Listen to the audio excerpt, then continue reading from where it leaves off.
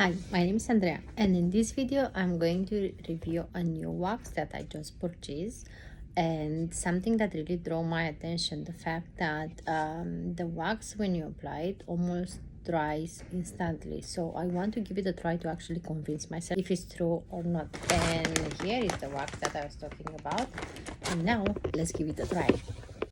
I put my gloves on and I'm just starting to prepare the skin, because skin preparation is a very important step before any sort of waxing procedure. Also, because there was not mentioned on the package if I should use powder or oil, I personally choose to use powder. So I'm just curious to see how everything will gonna work.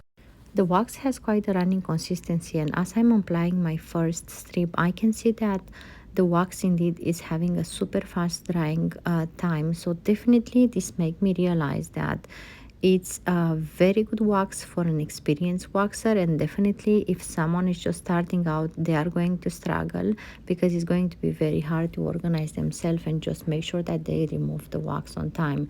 So often if we leave the wax a little bit more than we should, this will gonna cause breakages, but that is not the only problem. The problem is going to be that also when the wax is breaking, the strip is breaking, the customers is going to feel a lot of discomfort, which is not going to be pleasant.